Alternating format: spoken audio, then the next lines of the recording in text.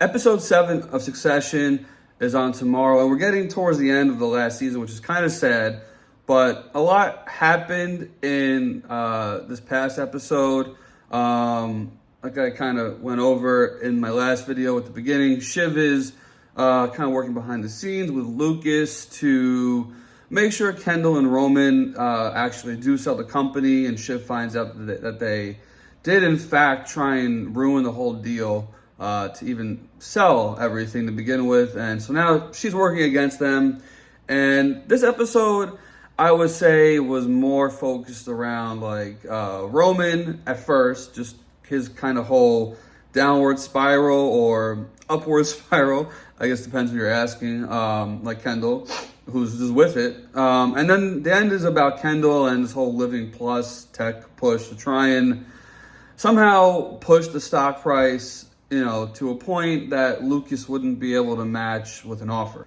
The offer he made was $191, so Kendall's whole idea is that they're going to use this half-baked idea of Living Plus, which was actually based on a real-life Disney idea. And Jimmy Buffett also has like these like Margaritaville communities you can live in. But basically Disney was going to create this, I guess essentially a living community, right, with just Disneyfied. Like you'll have like Disney characters, and it'll essentially be like living in Disney World, which, I mean, I guess some people might sound good. I don't know if you want Disney 24/7, but each their own.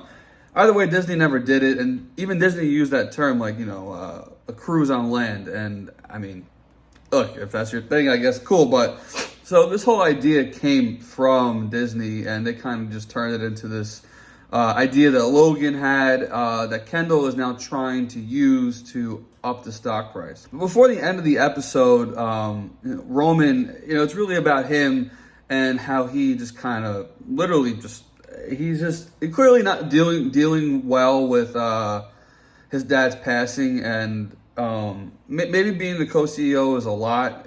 He has the power to do whatever he wants, essentially. So it's kind of like you've given this person that probably shouldn't have been CEO all the power of the CEO, right? And there's no one to stop him. Literally, nobody can stop him unless they sell the company. So the first thing on Roman's to-do list is to meet with this executive who essentially runs their movie studio. It's kind of like, I guess, how Fox had 20th Century Fox. I mean, they later sold it to Disney, and now it's just, I think, 20th Century Studios or whatever. But whatever. So this is like their movie studio of their, conglomerate. So Roman meets her in this, private lunch. And the conversation seems to be first going smoothly. Like Roman essentially says, hey, I want to just give you all the money in the world to make this movie good. Because they were working on this movie that called Dodrick. I mean, if you've seen a picture of it, it's like the weirdest looking animated dog sort of thing. And it's going horribly behind the scenes. Everything's over budget. The CGI looks terrible. It's what they were dealing with on their way to Norway the last time on the plane. Just going through those budgets. So it's not going well. So Roman goes to meet with her while Kendall is concocting his scheme with Living Plus. And the woman, who he meets with first, is on board with fixing it, but there's a problem with the culture, and their news organization is very far right, and they also are tapped in with the leading presidential candidate, which is a conflict of interest, to say the least. But again, it's similar to how I would say Donald Trump was tapped in with Fox News. Like, basically, it was his news organization. He was tapped in with the host. The host did what he want, said what he want, put him on TV when he want.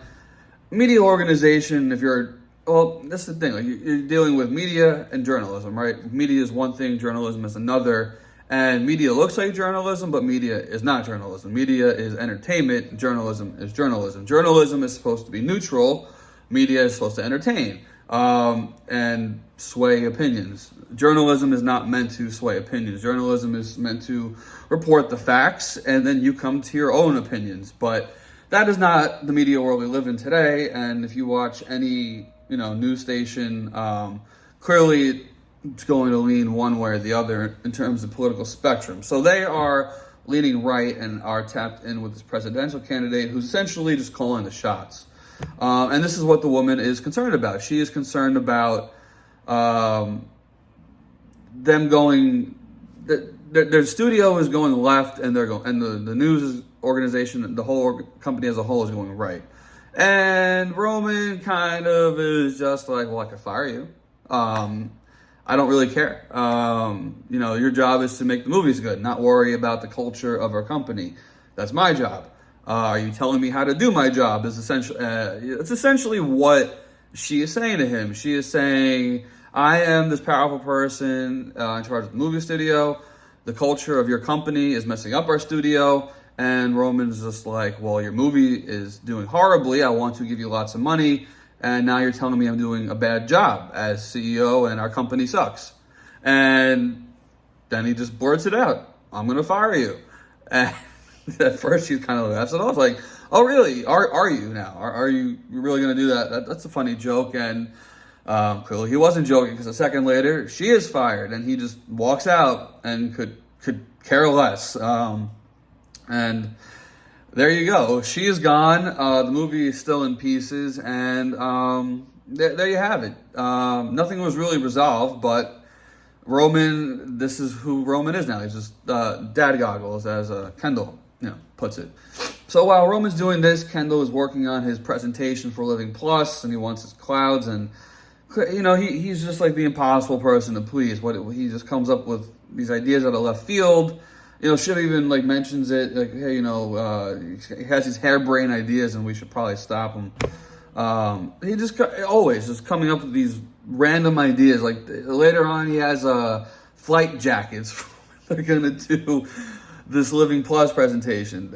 He's just always kind of doing these random things that really don't benefit anyone. They probably don't even work. So he's trying to make clouds for his presentation, which they can't do. And Shiv and Roman are kind of like, we have to stop him from pushing this deal too much because it's nonsense. But Kendall is going to do it anyway. And he even gets Greg, who, just trying to win back his place or earn a place or keep his place or whatever it is. Clearly things have not been, there was a minute in one or two seasons ago where Greg and Kendall were kind of getting close. Remember, he gets Greg the apartment, or gives Greg the apartment and the watch, and then Greg kind of drifted towards Tom when Kendall got booted out. So things are not good, and Greg was kind of, trying to win his place back, and they deep fake Logan into saying revenue's going to double in this video that they're going to use for the presentation, when it's all a bunch of nonsense. It's numbers that they're pulling out of thin air. It's theory. There's nothing tangible besides Kendall just literally coming up with random numbers. Potentially it could be that, but there's no proof at all. Even the accountant is kind of like, this is, I don't even feel comfortable doing this. And later on, Carl too even says, this is complete nonsense, and if you go and do this, I'll out you. I'll literally out you. I don't care. I'm not going down with the ship. We're about to get this huge deal. We're all about to be extremely rich beyond our, wildest dreams from this deal. Do not mess this up. If you mess up the deal, I will take it out personally on you. This is the first time you really see Carl even take that kind of tone, because normally he's just, yeah, sure, whatever you want to do, I'm here. Because that's who he is. He's the yes man. He's the yes man CFO, and he can never argue with Logan. None of them could argue with Logan. They were always there to serve at his whim and his pleasure, literally. Like, if they push back on him, unless he asked, and even if he asked, he was not someone you push back on. And Kendall and Roman are malleable at best, and they're soon to be gone. So Carl has a problem with this whole thing as well. But before we even get there, Roman and Jerry, meet up, and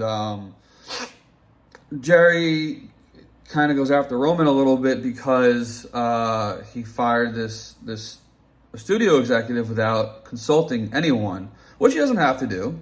But she is kind of taken back by the fact that he didn't. And she goes on about how now they need to retain lawyers for this, and she's getting her own lawyers, and she's powerful, and Roman doesn't care. She's gone. And he even asked Jerry, like, Jerry, do you respect me? And because he's just in this I can't be bothered zone. And Jerry, I don't know why she does it. I guess she still, is harboring feelings from when Roman fired her the first time when Logan wanted her fired. And she's just like, straight up, I do you want me to believe it or say it? And Roman just goes, all right, you're fired too. And Jerry is gone again, even though it should have been gone. I don't really know why she stayed after she was fired the first time. I guess there is the whole play of selling the business. Why leave, right? There's so much money to be made, and it seems like Lukas wants to keep her around. So I guess that's why she decided to ultimately stay even after she was fired. So we get to finally the end of this episode, and Kendall is giving this Living Plus speech. And he actually somehow pulls it off. It's not a terrible speech. The idea seems half-baked. It's all theory, but people kind of buy into it. He's enthusiastic about it. He has his deep fake Logan in the background, providing some context around how much money it's going to make. And everyone's kind of like, all right. Even the PR people are like, well, that actually worked out. And even though Roman didn't want to be part of it, because remember, Shiv kind of wanted Roman to can this idea, he still went out and did it. So I guess credit to Kendall for pulling off the speech. If there's one thing about him, he's charismatic when he needs to be, even though it's all BS. So I guess he's good at that, which is one quality I guess a CEO needs to have. I don't know about the actual doing part of it, but in terms of coming up with ideas and just spitballing them, one of his better qualities. So he pulls off his speech, and Lukas is working behind the scenes to try and can it, because he's going to buy the company, and he doesn't even want to do any of this. So he puts out some Holocaust meme joke in extremely poor taste, and Kendall gets fed this question, like, did you see this tweet? And obviously not. He's giving the speech and manages to answer well enough, and the tweet does get taken down once it doesn't really have the effect that it's supposed to. The tweet was in poor taste, and if anyone's paying attention, because remember, this deal is half stock. So in the beginning of the episode, when Kendall and Roman are bringing up Lukas's character, this is pointing to it a little bit, or a lot of it, because you have no one in the media world seems to really be bothered by it, I guess. I mean, but when you have a CEO of a company posting Holocaust memes, there is that potential of the company doing horribly down the road. It could be something worse. Obviously, we found out last episode he was sending blood to his employee. So yeah, their point is not entirely missed, but everyone is literally, blind to the money. It seems like they're going to try and go through with it, even though Kendall and Roman want to stop it. This next episode, it seems like it's going to be in this apartment, and Lukas shows up unexpectedly, and, as we should assume, all hell will probably break loose. Arguments and minor cuts and wounds will be bled open, and we'll see what happens. But we're getting towards the end. It's a little sad, but we'll see how this all plays out. All right, later.